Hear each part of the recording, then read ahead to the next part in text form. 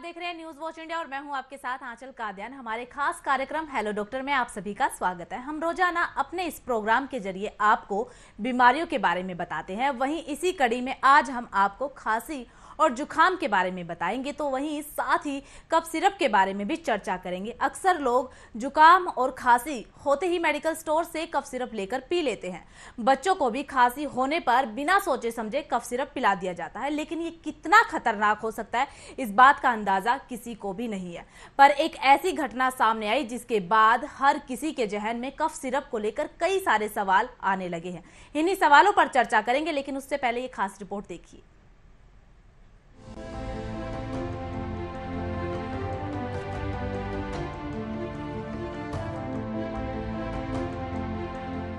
Cough syrup के बारे में सब लोग जानते हैं। जब भी खांसी और जुकाम जैसी शिकायत होती है तभी बिना किसी सलाह के लोग कफ सिरप पी लेते हैं। बच्चों को भी खांसी होने पर बिना सोचे समझे कफ सिरप पिला दिया जाता है ताकि बच्चा जल्दी ठीक हो जाए। लेकिन अब तक जो आप गलती करते आए हैं उससे आगे ना करें। दरअसल अफ्रीकी देश गाम्बिया में 65 बच्चों की मौत का मामला सामने आया है। गाम्बिया में कथित तौर पर भारत में बने कफ सिरप के पीने के बाद 65 बच्चों की मौत हो गई। जैसे ही इस घटना की सूचना WHO को मिली तो फौरन WHO की तरफ से एक्शन लिया जाता है और भारत की मेडन फार्मास्यूटिकल्स कंप को कफ एंड कोल्ड सिरप को लेकर चेतावनी जारी की गई। कौन से कफ सिरप के खिलाफ WHO का alert? Promethazine oral solution, Kofexmalin baby cough syrup, Makoff baby cough syrup, Magrip and cold syrup. ये वो 4 सिरप हैं जिनका इस्तेमाल न करने के लिए WHO की तरफ से कहा गया है। इन कफ सिरप को हरियाणा स्थित मेडन फार्मास्यूटिकल्स कंपनी बनाती है। कंपनी के सिरप टेस्ट में फेल हो गए हैं। इसमें स्वीकृत मात्रा में अधिक डाई एथाइल ग्लूकाइल और एथाइलिन ग्लाइकोल पाया गया है। इसमें मिलावट भी पाई गई है, जिसकी वजह से विश्व स्वास्थ्य संगठन यानी कि WHO ने इसको लेकर चेतावनी जारी की है। कब बनाया गया दुनिया का पहला कफ सिरप? जर्मनी में बना था सबसे पहला कफ सिरप। 127 साल पहले जर्मन दवा कंपनी बेयर ने पहली बार बाजार में उतारा था। हेरोइन ब्रांड के नाम से बेचते थे कफ सिरप। 1800 की सदी में अमेरिकी लोग घर बनाते थे कफ सिरप। 1895 में बेयर कंपनी को लगा कि वो हीरोइन यानी कफ सिरप की मदद से लोगों की खांसी को ठीक कर सकते हैं। साथ ही उन्हें नशा भी कम होगा, नींद भी कम आएगी, दर्द दमा निमोनिया से भी राहत मिलेगी। 1899 में लोगों ने शिकायत की उन्हें हेरोइन की लत लग गई है। 1913 में बेयर ने हेरोइन का उत्पादन बंद कर दिया। इसके बाद अमेरिकी सरकार ने उस कफ सिरप को 1924 में प्रतिबंधित कर दिया। ये तो हो गई सबसे पहले कफ सिरप की कहानी, जिससे किसी दवा कंपनी ने बोतल बंद करके बेचना शुरू किया था। उसी समय दूसरी एक दवा भी चल रही थी जिसका नाम था वन लाइट कफ सिरप। इसमें तो कई सारी नशीली वस्तुएं मिली थी। पहले क्या था खांसी के इलाज का तरीका? भारत तुलसी, काली मिर्च, अदरक, मुलेठी जैसे कई आयुर्वेदिक जड़ी बूटियों से इलाज होता था। मिस्र, यूरोप, अमेरिका जैसी जगहों पर खांसी की दवाओं में अफीम, मॉर्फिन, हेरोइन, क्लोरोफॉर्म आदि का उपयोग किया जाता था। आप कफ सिरप के बारे में सब जानते होंगे, लेकिन बिना किसी डॉक्टर की सलाह के मेडिकल स्टोर से लेकर कफ सिरप पीना बेहद ही खतरनाक साबित हो सकता है। इतना ही नहीं, बड़ों और बच्चों को दी जाने वाली कफ सिरप में भी काफी अंतर होता है। इसलिए सर्दी खांसी होते ही कफ सिरप न पिलाएं। अगर आपको या आपके बच्चे को 5 से 7 दिन से ज्यादा सर्दी खांसी हो रही है तो डॉक्टर के पास जरूर जाएं। डायग्नोसिस के बाद डॉक्टर अगर कफ सिरप लिखते हैं तभी पिएं।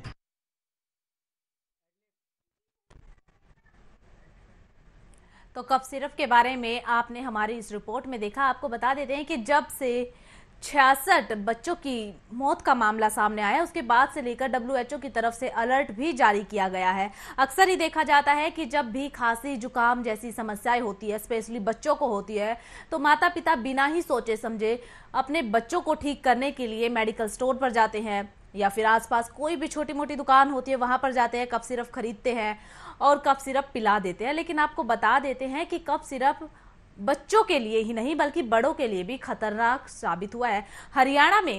हरियाणा की एक मेडिकल कंपनी की तरफ से ही कफ सिरप बनाई गई थी और अब उसी कफ सिरप की वजह से 66 बच्चों की जिंदगी खत्म हो गई है। ऐसे में WHO ने भी चेतावनी जारी की है, कंपनी पर बैन लगा दिया गया है। तो साथ ही आपको ये भी बता देते हैं कि अब सर्दी का मौसम की शुरुआत हो चुकी है। ऐसे में खांसी जुकाम जैसी समस्याएं लगातार बच्चों पर आएगी ही आएगी। तो ऐसे में न्यूज वॉच इंडिया की तरफ से आपको पहले ही चेतावनी दी जाती है, पहले ही आपसे अपील की जाती है कि बिना सोचे समझे कफ सिरप ना पिलाए बच्चों को। जब भी ऐसी कोई समस्या आपके बच्चों को होती है या फिर बड़ों को होती है, आपके घर में किसी को भी होती है, तो आपको डॉक्टर के पास जाना है, चेकअप करवाना है और एक मेडिकल चेकअप के बाद ही दवाइयाँ लेनी है। बच्चों को तभी ही आप कोई दवाई दीजिएगा जब उसके अच्छे से आप उसे चेकअप के बाद डॉक्टर की रजामंदी के साथ ही कोई दवाई लीजिएगा। बिना सोचे समझे ऐसे कफ सिरप पिलाना बच्चों की जान के लिए खतरनाक साबित हो सकता है। जैसे कि हमने हमारी इस रिपोर्ट में भी आपको अच्छे से बताया, डिटेल में हमने आपको समझाने की कोशिश की कि किस तरह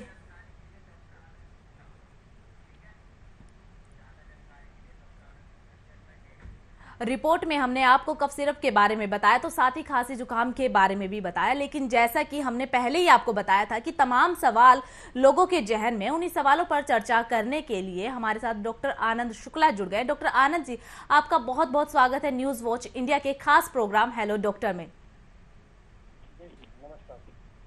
आनंद जी, सबसे अहम सवाल यही है कि खांसी जुकाम पर लोग कफ सिरप पीते हैं, लेकिन क्या ये सही है? क्योंकि हाल ही में घटना के बारे में तो आप अच्छे से वाकिफ ही होंगे। गामियाबा में 66 बच्चों की जो जान गई है, इसके बाद लोगों के मन में कफ सिरप को लेकर एक डर पैदा हो गया और WHO की तरफ से भी चेतावनी दी गई है।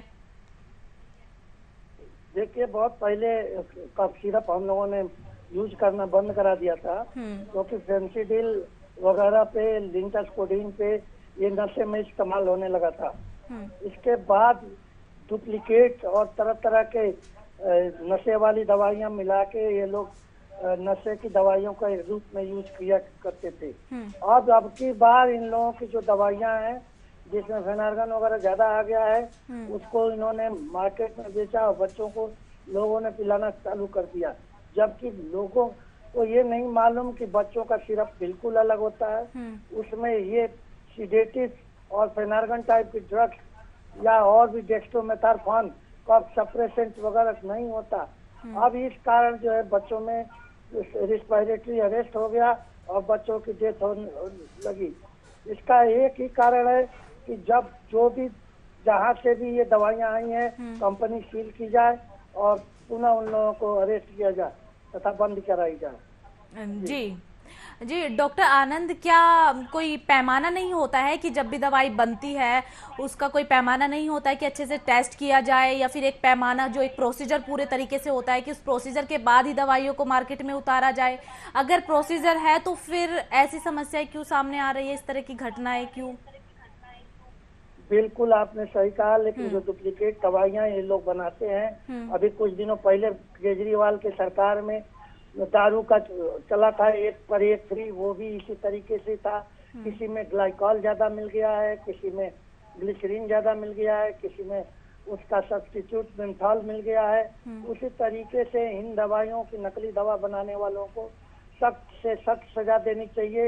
इसमें फार्मास्यूटिकल लागू होता है कानून, उस कानून को लागू किया जाए। क्वालिटी कंट्रोल से बिना पास किए हुए, बिना CDCSO से पास किए हुए कोई भी दवा मार्केट में नहीं आनी है और इसके लिए सख्त से सख्त कदम उठाना पड़ेगा, तब जाके ये चीज रुकेगी।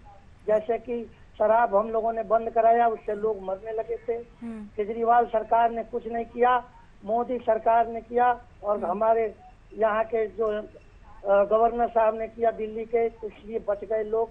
नहीं तो ये भी उसी तरीके से मरते, जैसे 1991 में हुआ था, सूरा कांड हुआ था, याद होगा आपको कि सूरा कांड भी इसी तरीके से ताकत की दवा के रूप में यूज होता था और उसमें ये सारी दवाइयां का डुप्लीकेट बना के बेचने के चक्कर में लोग काफी मौत हो गई। तो इसके लिए WHO सख्त से सख्त कदम उठाएगा कि नहीं उठाएगा हमें नहीं मालूम, लेकिन हमारे सरकार इस पे सख्त कदम उठाएगी। और हमने मोदी जी से ये निवेदन भी है कि तुरंत ऐसे लोगों को अरेस्ट किया जाए, आजीवन कारावास भेजा। जी जी डॉक्टर आनंद जी, जिस तरीके से आपने कहा कि सरकार की तरफ से, WHO की तरफ से इसे लेकर कदम उठाने चाहिए कि जो भी नकली दवाइयां बनाते हैं या फिर इस तरह की घटनाएं सामने होते हैं उन पर कड़ा एक्शन सरकार और WHO की तरफ से लिया जाना चाहिए। हालांकि इस घटना के बाद WHO की तरफ से एक्शन तो लिया ही गया है, कंपनी को बंद कर दिया है, चेतावनी भी WHO की तरफ से दी गई। लेकिन डॉक्टर आनंद, मैं आपसे जानना चाहूंगी कि WHO के ही मुताबिक 2 साल से जो कम उम्र के बच्चे होते हैं उन्हें कफ सिरप नहीं पिलाना चाहिए, तो ऐसे में उन बच्चों के लिए कौन सी दवाई सही रहती है? देखिए, कफ सिरप तो WHO ने पैरासीटामॉल के अलावा, पैरासीटामॉल को उन्होंने ये घोषित किया था कि ये कफ में भी काम में आएगा। बहुत अच्छी बात है, क्योंकि मैं फार्माकोलॉजी का ही डॉक्टर हूँ और मैं रिसर्च वर्कर भी हूँ, तो इसलिए WHO का इसमें बहुत बड़ा योगदान था। और इन्होंने 7 साल तक के बच्चों को कफ सप्रेसेंट मना कर रखा था। लेकिन चूंकि हमारे यहाँ OTC ड्रग्स हैं, जाते हैं लोग और अपने आप खरीद के ले आते हैं, केमिस्ट से कोई रोकथाम नहीं है, तथा आप बिना पर्ची के भी जाके ले आते हैं। कोई भी पढ़ा लिखा केमिस्ट आपको बच्चों को कफ सिरप पिलाने के लिए नहीं देगा, पहला नंबर।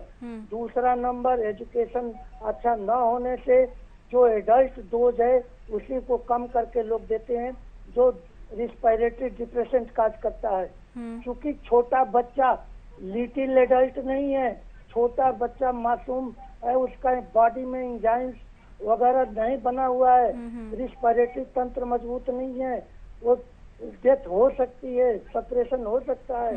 लेकिन ये जागरूकता नहीं है इसके बारे में। हमारे मोदी जी ने काफी काम किया। Pharmacovigilance centre Subharti medical college Meerut में बहुत ही ज्यादा एक्टिव है। वहाँ आसपास सबको कफ सिरप बेचना और पिलाना मना करा रखे हैं हम लोग। जी डॉक्टर, जैसा कि हमने 2 साल की उम्र वाले बच्चों के बारे में चर्चा की, लेकिन रिसर्च में ये भी सामने आया कि अगर 9 से 10 साल तक के जो बच्चे होते हैं, अगर उन्हें बार बार सिरप पिलाया जाए, मतलब कि जब भी खांसी जुकाम होता है तो अक्सर हम देखते हैं घरों में कि सुबह शाम तो बच्चे पिलाते हैं, लेकिन जब खांसी जुकाम बढ़ने लगता है तो माता पिता क्या करते हैं, सुबह शाम की बजाय दिन में 4-4, 5-5 बार कफ सिरप पिलाते हैं। ऐसे में रिसर्च में सामने आया कि सिरप शरीर में जहर का काम करता है, ऐसा कुछ। एग्जैक्टली उसका कारण यही है। सबसे पहला जो बात मैंने आपको बताया, OTC over the counter drug, वहाँ पे जाके लोग खरीद के ले आते हैं और अपना बच्चों को पिलाना चालू कर देते हैं। उनको पता भी नहीं होता, गरीब लोग होते हैं, लेकिन MBBS डॉक्टरों की फीस बहुत ज्यादा है और इसलिए वो लोग अप्रोच नहीं कर पाते। 500-500 रुपया आजकल ले रहे हैं लोग। और RMP वालों को उतना नॉलेज नहीं है।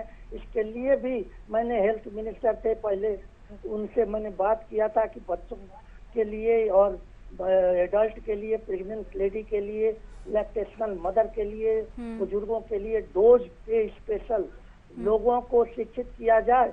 इसके लिए जो आशा के कार्यकर्ता हैं तथा जो सोशल वर्कर, हेल्थ वर्कर हैं, उनको हम लोग कम्युनिटी फार्माकोलॉजी सिखाएं और उनको ट्रेंड करें कि कितना डोज देना है, कौन सी दवा नहीं देनी है, कौन सी न देनी है। जी डॉक्टर, हमने बच्चों की बात तो अब तक की है, लेकिन मौसम बदल रहा है और मौसम बच्चों या बुजुर्गों के हिसाब से नहीं बदल रहा है। ऐसे में जरूरी नहीं है कि बच्चों को ही खांसी जुकाम हो। खांसी जुकाम की समस्या बच्चों को ही नहीं बल्कि बड़े बुजुर्गों को भी होती है। तो क्या बड़े बुजुर्गों के लिए भी कफ सिरप कोई समस्या है? क्या उनके लिए भी जहर का काम करता है सिरप, या वो ले सकते हैं? देखिए, डोज ये तो अब पता नहीं है कि इसमें मैन्युफैक्चरिंग डिफेक्ट था या डोज का प्रॉब्लम था, क्योंकि डोज जो है 1 चम्मच एक आदमी को, एक एडल्ट को दिया जा सकता है, वो खतरनाक नहीं होता। 12 साल के बच्चे को हम लोग एडल्ट मानते हैं ड्रग में, और 18 साल में डेमोक्रेसी में। तो इसलिए 12 साल से छोटे बच्चों को आधी चम्मच या 1/3 चम्मच, 1/4 चम्मच इस तरीके से फेक मैंने रफ आइडिया में लोगों को बता देनी है। लेकिन चूंकि गांव में लोगों को पता नहीं, वो लोग ये सोचते हैं कि 1 चम्मच पिला देंगे तो ज्यादा से ज्यादा खांसी कम हो जाएगी, जबकि हकीकत है कि ये इन्फ्लुएंजा है, कि निमोनिया है, कि चेस्ट में ब्रोंकाइटिस है। इस सब चीजों की डिफरेंशियल डायग्नोसिस इन लोगों को नहीं पता। डॉक्टर्स लोग इसको अच्छी तरीके से बता देंगे, इसलिए इन लोगों को डॉक्टर को अप्रोच करना चाहिए, जिससे डोज, ड्यूरेशन, टाइम, टॉक्सिसिटी, कितने दिन पिलाना है, कब पिलाना है, क्यों पिलाना है, किसको पिलाना है और कौन सी ड्रग पिलानी है, इसका एजुकेशन बहुत जरूरी है और हम लोग धीरे धीरे इसका प्रचार कर रहे हैं। जी आनंद जी, जैसे आपने गांव की बात की तो मेरे जहन में एक सवाल आया कि हम कफ सिरप पर तो बात कर रहे हैं, लेकिन अक्सर देखा जाता है कि छोटे छोटे गांव में कुछ लोग क्या करते हैं, एक घरेलू उपचार जिसे हम बोलते हैं, घरेलू उपचार करते हैं। क्या वो सही है? घरेलू उपचार मतलब खांसी जुकाम में सही रहेगा? बच्चों की बात करें या फिर बड़े बुजुर्गों की बात करें? बहुत अच्छा आपने क्वेश्चन पूछा है।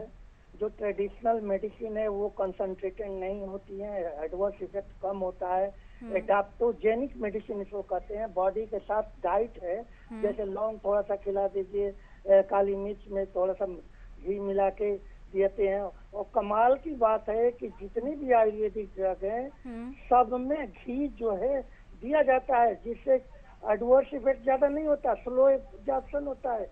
ये जो अंग्रेजी दवाइयां हैं ये अल्कोहल में बनाई जाती हैं, जिसके कारण तुरंत एब्जॉर्ब होता है और टॉक्सिसिटी भी इनकी ज्यादा है, कंसंट्रेशन ज्यादा होने से दिक्कतें होती है। वो डाइट के रूप में लगभग एब्जॉर्ब होती है और उसका हाफ लाइफ नहीं होता।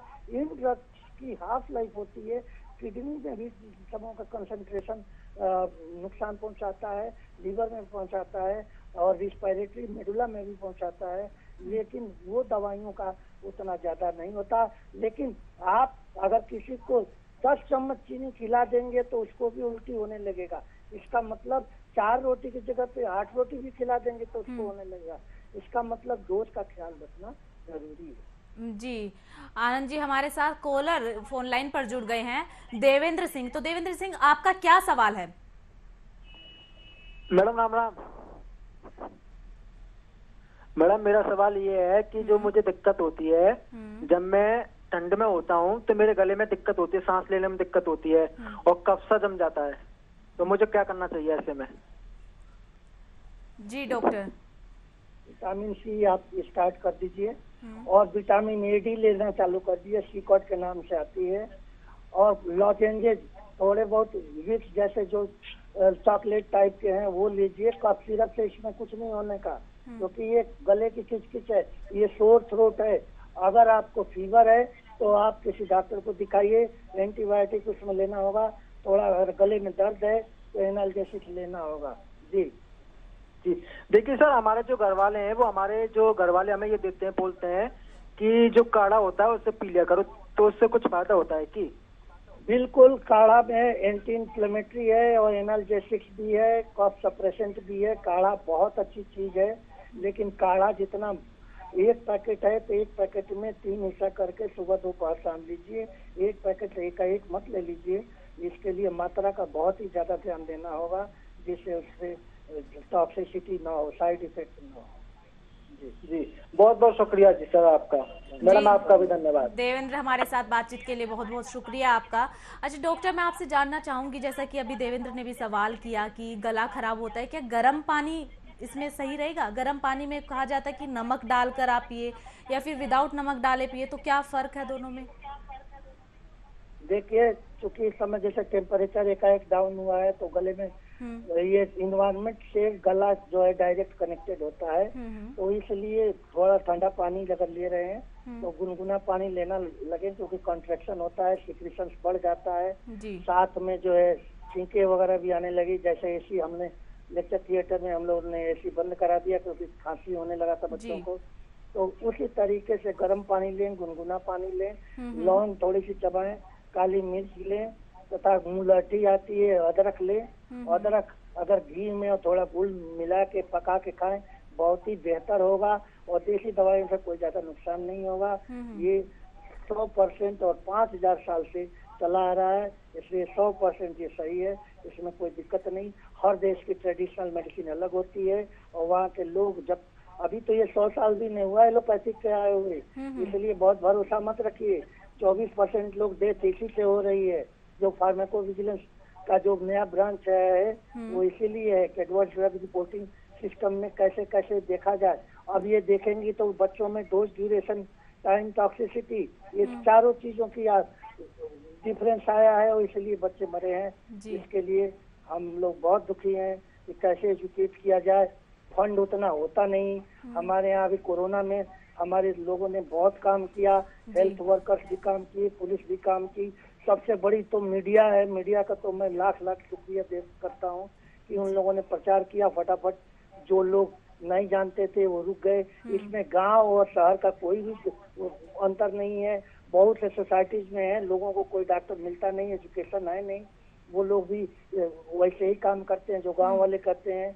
इसलिए बल्कि गांव वाला तो अच्छा है कि जाके 10 पैसे के वो अदरक लाएगा, गुड़ का बना के काली मिर्च दे के काढ़ा बना के सही कर लेगा।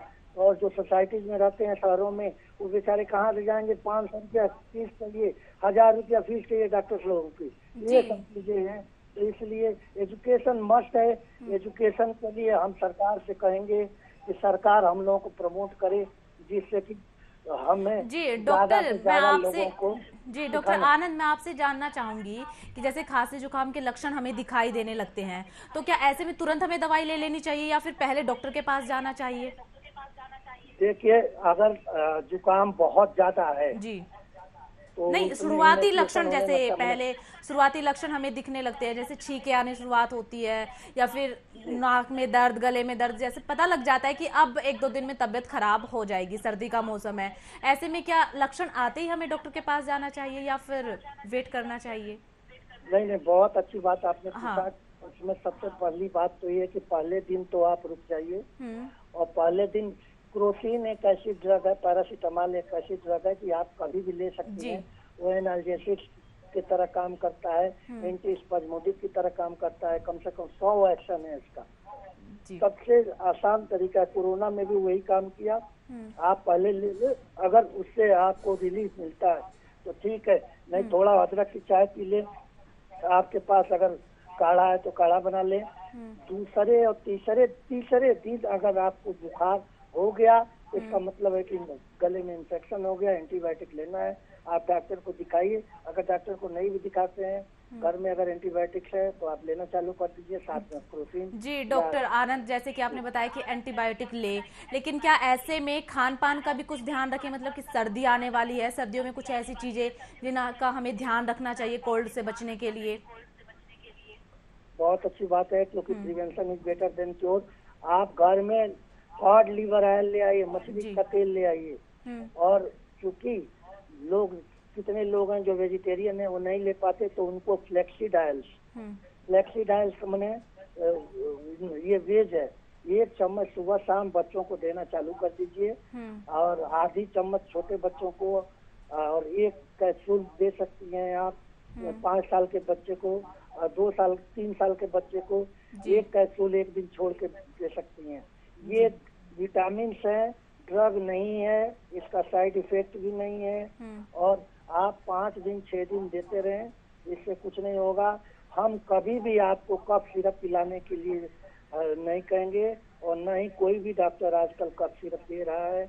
ये सारी दवाइयाँ जो बना है वो उसको पता करना पड़ेगा, जांच करना पड़ेगा कि वो डोज ज्यादा था, उसमें या मैन्युफैक्चरिंग डिफेक्ट है या फेक है या नकली है, फिर इसको समझा जाएगा। जी डॉक्टर आनंद, मैं आखिरी सवाल आपसे करना चाहूंगी। जो लोग हमारे साथ जुड़े हुए हैं, जो हमारे दर्शक हमें देख रहे हैं, और स्पेशली वो माता पिता जिनके मन में 66 बच्चों की मौत की खबर सुनने के बाद डर बैठ गया, उन्हें आप क्या सुझाव देना चाहेंगे?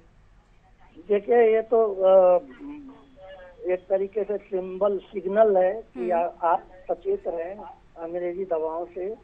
और आप डॉक्टर से कंसल्ट करें। नहीं है तो गूगल से तो कर सकते हैं। आप गूगल में क्यों नहीं देखते कि बच्चे को क्या दिया जाए? आप चूंकि अब वो पता नहीं कहाँ पे हुआ, वहाँ पे लोगों को या तो दवाई खराब है या वहाँ एजुकेशन नहीं है। हम शहर के लोगों को सबको बताते हैं कि आप गूगल में एक बार देख लीजिए। अगर डॉक्टर नहीं मिल पा रहा है, पैसा आपके पास नहीं है, आप 2-3 रुपए में काम तो चला लेंगे। ऐसी ऐसी दवाइयाँ हैं। लेकिन इसके बावजूद भी आप सरकारी डॉक्टरों के पास चले जाएं, क्या दिक्कत है? 24 घंटे अस्पताल खुले हुए हैं। लेकिन आप नहीं जाते। आप लोगों को ओटीसी ड्रग्स और केमिस्ट वाले भी 40-50 रुपए में दवाई दे देते हैं 3 खुराक। वो सोचते हैं कि ठीक हो जाएगा, और यही चूंकि एडल्ट में तो आदमी सांस लगता है। जी डॉक्टर आनंद, डॉक्टर शुक्ला जी, डॉक्टर शुक्ला आपका बहुत बहुत शुक्रिया हमारे साथ बातचीत करने के लिए। जैसा कि डॉक्टर ने भी बताया कि कुछ भी प्रॉब्लम हो सबसे पहले डॉक्टर के पास जाए, बिना सोचे समझे कोई भी दवाई ना ले। फिलहाल आज के लिए हेलो डॉक्टर में सिर्फ इतना ही। देखते रहिए न्यूज़ वॉच इंडिया। नमस्कार।